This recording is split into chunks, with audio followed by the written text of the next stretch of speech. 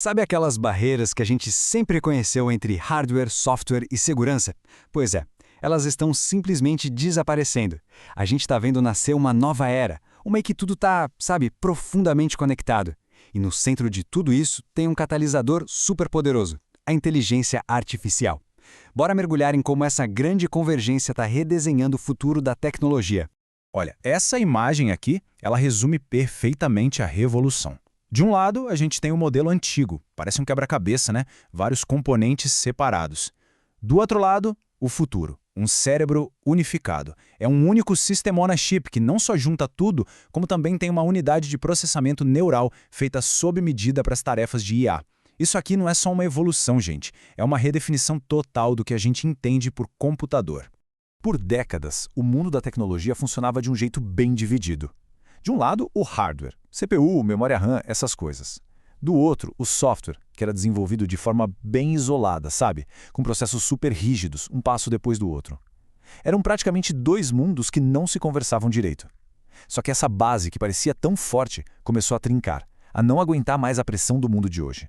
E o motivo para isso fica bem claro. Como diz aqui na citação, a arquitetura digital antiga simplesmente não foi feita para o mundo de agora. As demandas de inteligência artificial, de cibersegurança, tudo isso forçou o modelo antigo até o limite, até ele quebrar. Uma reorganização geral deixou de ser uma opção, virou uma necessidade absoluta. E quem está no centro dessa bagunça toda? A inteligência artificial. Ela não é só mais um programinha, não. Pensa nela como uma força da natureza, uma força gravitacional mesmo, que está puxando hardware e software um contra o outro, forçando eles a se fundirem de um jeito que a gente nunca viu. E essa fusão, claro, exige ferramentas novas, um jeito novo de pensar e, o mais importante, linguagens de programação totalmente novas. E essa necessidade de coisas novas é para ontem. Pensa só nesse número. Mais ou menos 70% de todas as falhas de segurança críticas hoje em dia são causadas por erros no gerenciamento de memória em linguagens mais antigas, como C e C++. 70%. É um número absurdo que mostra que existe uma falha no próprio sistema, na base de como a gente construía software. A boa notícia é que a resposta para essa falha já existe. Uma nova geração de linguagens. Dá uma olhada na tabela. Linguagens como o Rust, por exemplo, já nascem com a segurança de memória no DNA. Isso, na prática, corta um monte de vulnerabilidades pela raiz. E para IA, onde velocidade é tudo, linguagens como o Mojo trazem um ganho de performance que é até difícil de acreditar. Até 68 mil vezes mais rápido. Isso porque elas foram feitas para conversar direto com o hardware de IA. E essa união de hardware e software está mudando também o jeito de criar programas. Como a gente vê aqui nessa linha do tempo, nós saímos daqueles processos super manuais, fomos para os ciclos ágeis e agora, agora o próximo pulo é para um futuro onde a IA não vai só ajudar, ela vai comandar, vai orquestrar o desenvolvimento de ponta a ponta. E o que isso quer dizer na prática? Uma mudança gigantesca no dia a dia de quem desenvolve. O foco sai de ficar digitando linha por linha de código e vai para supervisionar agentes de IA que fazem o trabalho pesado. As equipes ficam menores, mais ágeis e a produtividade, claro, explode com tanta automação. Ok, mas nem tudo são flores, né? Essa integração super profunda acaba criando novos pontos fracos, novas brechas para ataques. As ameaças agora não são mais só um bug simples no código. Elas podem atacar a espinha dorsal do sistema, indo do software até o chip de silício. Então, como é que a gente se defende de ameaças tão complexas? Com uma filosofia nova, chamada DevSecOps.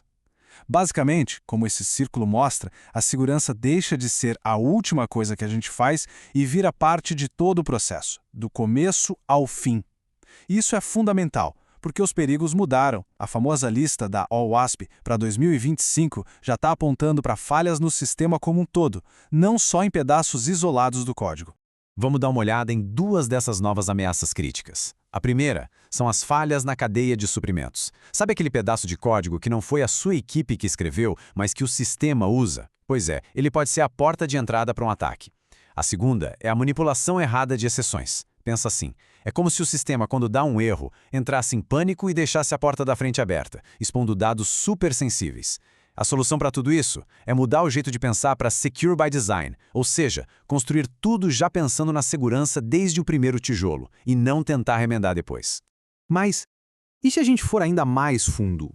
Até agora, a gente falou de software. Mas e se a vulnerabilidade não estiver no código? E se ela estiver lá embaixo, no próprio chip, no hardware que roda absolutamente tudo? Pois é, isso existe e se chama meltdown. É uma falha no próprio design do hardware. Para entender, imagina que a memória do computador é um prédio. Tem os apartamentos normais, onde rodam os programas, e tem um cofre central super seguro, o kernel, onde ficam os segredos do sistema. O meltdown é uma falha de arquitetura nesse prédio que permite que um programa qualquer, um inquilino, consiga dar uma espiadinha dentro do cofre e roubar os segredos mais importantes, como senhas, chaves de segurança, tudo. E a causa disso tudo é uma técnica que foi criada para deixar os processadores mais rápidos, chamada execução especulativa.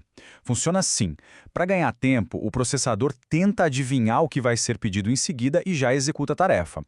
O problema é que, mesmo que o palpite esteja errado, essa execução antecipada deixa rastros, tipo uns fantasmas de dados secretos na memória do processador. E um programa malicioso pode ir lá e ler esses fantasmas. Ok? Com ameaças que vão tão fundo assim, a solução também precisa ser profunda, robusta e integrada. Então, vamos ver como se constrói um futuro mais resiliente. Uma nova arquitetura de confiança digital. A defesa do futuro se apoia em 3 camadas, todas conectadas. A gente começa pela base, pelo hardware, com chips que já vêm com segurança de fábrica. Depois, a gente sobe para a camada de execução, onde o código é escrito em linguagens seguras como o Rust. E lá no topo, tem a camada de orquestração, onde a inteligência artificial fica de olho em tudo, protegendo o sistema antes mesmo que os problemas aconteçam. E pode parecer coisa de ficção científica, mas não é. Essa ideia de hardware seguro já é uma realidade. Olha só, o Gartner prevê que até 2029, 75% de tudo que a gente rodar em ambientes que não são 100% seguros vai estar protegido por tecnologias de computação confidencial. Basicamente, são como cofres digitais que existem dentro do próprio processador. E para fechar, essa imagem aqui junta todas as peças do quebra-cabeça. É a visão completa do ecossistema resiliente que a gente deve ter por volta de 2026. Lá embaixo, a fundação de hardware seguro que a gente falou. No meio, a camada de código forte com linguagens seguras. E lá em cima, a orquestração inteligente, com a IA agindo como o cérebro de tudo, gerenciando a segurança por conta própria. É a tal da convergência acontecendo na nossa frente.